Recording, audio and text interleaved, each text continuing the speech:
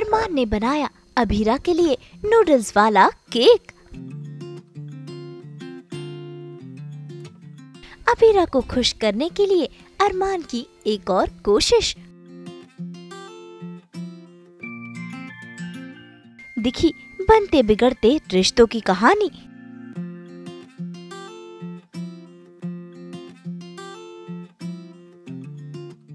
Star plus के serial ये रिश्ता क्या कहलाता है में कहानी में आ गया है नया मोड़, जहां देखिए कैसे अभीरा को खुश करने के लिए अरमान अपने हाथों से बनाकर लाया है ये नूडल्स वाला केक और कैसे ये दोनों इस नूडल्स केक को कर रहे हैं काफी एंजॉय।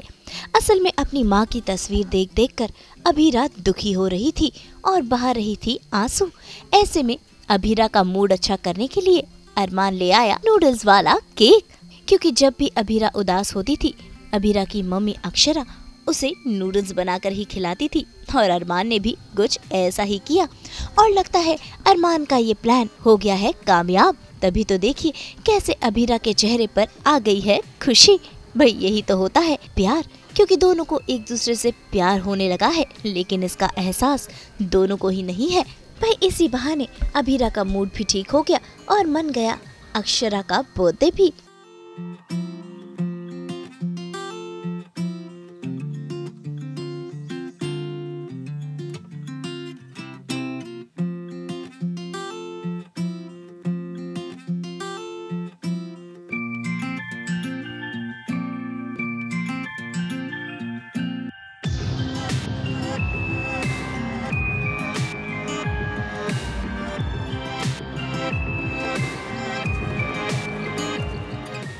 वो एक्चुअली नूडल्स का केक बना के लेके आते हैं बिकॉज नूडल्स मेरी मम्मा बनाती थी और मसूरी में, और हमारा एक सीन भी गया उसमें। बहुत ही अच्छे नूडल्स बनाती थी, हम खाते थे, बहुत सारी मेमोरीज अटैच्ड है। तो कई बार ऐसा हुआ है कि मैं अपसेट हूँ तो वो नूडल्स ही बना के लेके आता है बिकॉज उसको पता है कि उससे मैं ज़रूर मान जाऊँगी। अक्षरा का बर्थडे है, रात के 12 बजे हैं, तो अरमान कोशिश करता है कि अबीरा को अच्छा फील कराने के लिए केक बनाने की कोशिश करता है और उससे केक तो बन नहीं पाता। तो फाइनली वो अक्षरा मैम की जो फेवरेट नूडल्स होते हैं वो बनाकर लेकर आता है और उसको केक की शेप में लेकर आके उस पर कैंडल लगाकर लाता है ताकि वो अबीरा को थोड़ा चेयर कर सके because she is missing her mom. तो वो वहाँ पर उसको बताता है कि मैंने कोशिश की तो उसके हर जगह पर आटा लगा हुआ है और सब तरह जितना भी उसने किचन में मेहनत किया because is not a cook तो वो सब कुछ उसके लग जाता है पूरी बॉडी के ऊपर। बट उसका जेस्चर वो होता है कि वो बहुत ही स्वीटली अबीरा के साथ में अक्षरा का बर्थडे सेलिब्रेट कर सके रात को 12 बजे, ताकि अबीरा को वो खुशियाँ मिल सके जो वो चाहती है उसके मॉम के बर्थडे पर। वैसे आपको बता दे कि आखिरकार अरमान ने अबीरा के लिए ये नूडल्स केक बनाया क्यों। असल में इससे पहले अबीरा और दादीसा के बीच कहासुनी हो गई थी। अबीरा को लगा कि दादीसा ने उसकी मम्मी की तस्वीर फाड़ दी और उसे फिकवा भी रही है। ऐसे में अबीरा ने दादीसा का हाथ पकड़ लिया और उन्हें खरी खोटी सुनाने लगी, लेकिन अबीरा को ये नहीं पता कि दादीसा ने वो तस्वीर नहीं फाड़ी है।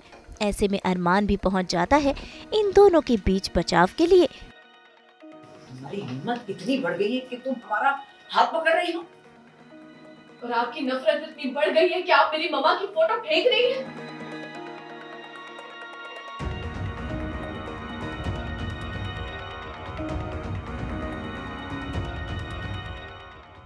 हाँ दादी साहब, ये मेरी मम्मा की फोटो है जिसे आपने इस तरह से फाड़ के।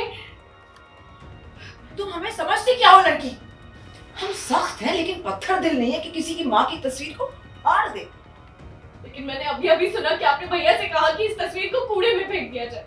लेकिन हमने पहचाना नहीं कि ये तुम्हारी माँ की तस्वीर है, उनकी यंग एज की तस्वीर।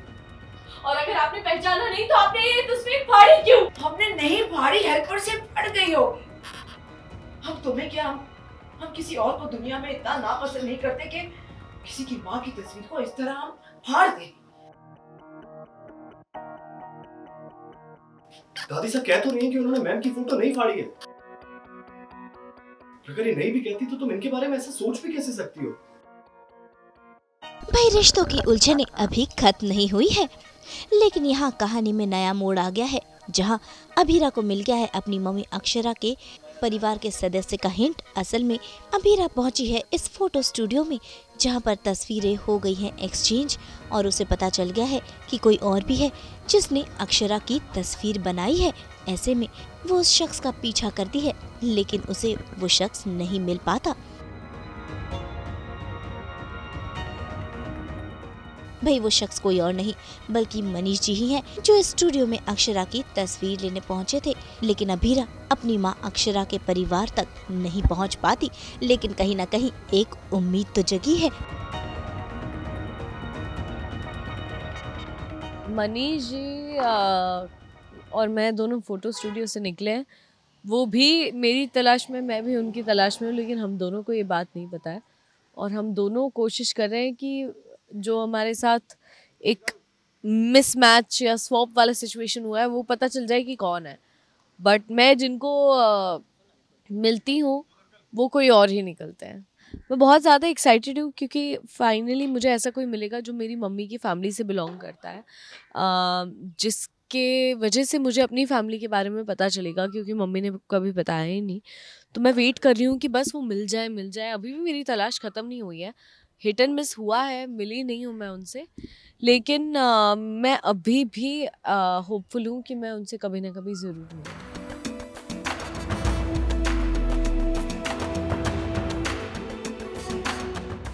खैर ये सीरियल की दुनिया है, एक ट्विस्ट खत्म हुआ नहीं कि दूसरा आ गया।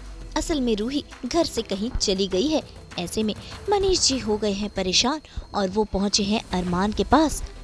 ऐसे में अरमान मनीष जी को प्रॉमिस करता है कि वो रूही को ढूंढकर जरूर लाएगा। रूही जब से अरमान और अबीरा की नज़दीकियाँ देख रही है तब से वो उसको ऑब्वियसली देखकर अच्छा नहीं लग रहा है और वो घर से भाग जाती है। तो मनीष जी और फैमिली जो है उसको ढूंढने के लिए आते हैं पोदर हाउस में, और अरमान है वो जल्दीबाजी में निकलने की कोशिश कर रहा है क्योंकि उसको अबीरा के साथ जाकर अक्षरा का बर्थडे सेलिब्रेट करना है।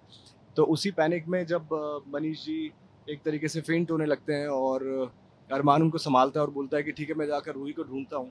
तो ये वो सीन चल रहा है जहाँ पर एक तरफ है जो अबीरा अरमान का इंतज़ार कर रही होगी और दूसरी तरफ क्योंकि सिचुएशन बहुत ही ख़राब है मनीष जी की और फैमिली की, क्योंकि रूही नहीं मिल रही है, तो अरमान रूही को ढूंढने के लिए जा रहा है। वो सीक्वेंस वी आर शूटिंग। और फाइनली अरमान की कोशिश हुई कामयाब, रूही उसे मिल भी जाती है और अरमान रूही को लेकर मनीष जी के पास जाता है। ऐसे में मनीष जी और बाकी के घर वाले काफी खुश हो जाते हैं अपनी बेटी को वापस पाकर।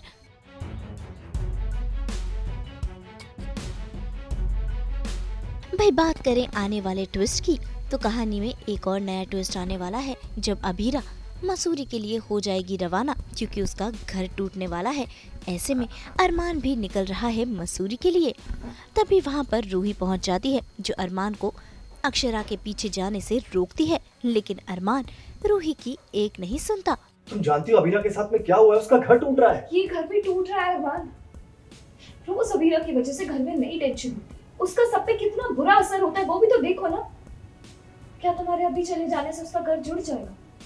नहीं ना, इसलिए प्लीज केस के बाद चले जाओ। पर तब तक अबीरा का घर, वो घर नहीं है, रिजॉर्ट है, फिर से बन जाएगा। अबीरा के लिए वो उसका घर ही है रूही, जहां उसके सारी बचपन की यादें, उसकी मॉम की यादें, उसकी सारी पुरानी यादें जुड़ी हुई है। मेरे रहते उन यादों को अबीरा से कोई नहीं छीन सकता। अबीरा अबीरा अबीरा अबीरा के अलावा तुम्हारी कोई जिम्मेदारी नहीं है ना, इसीलिए तो तुम अपनी बाकी सारी जिम्मेदारियों को पीछे छोड़ने के लिए रेडी हो। कब तक खुद से, इस फैमिली से, मुझसे ऊपर रखते रहोगे अबीरा को? कब तक? मैं सबको 20 बार बोल चुका हूँ, 21वीं बार नहीं बोलने वाला हूँ। मैं किसी को कोई सफाई नहीं देने वाला। मैं अबीरा के पास जा रहा हूँ। तो भाई अब देखना होगा कि अरमान और अबीरा इस सिचुएशन का सामना किस तरह से करते हैं। मुंबई से कुणाल उपाध्याय के साथ ब्यूरो रिपोर्ट। हाँ, हम तो लेकर ही आते हैं आपके लिए 24/7 एंटरटेनमेंट। तो अगर आपको ये वीडियो पसंद आया है, आप इसे लाइक करें, कमेंट देके अपनी राय ज़रूर दें और ऐसे ही एक्सक्लूसिव कंटेंट के लिए हमारे चैनल को सब्सक्राइब ज़रूर करें।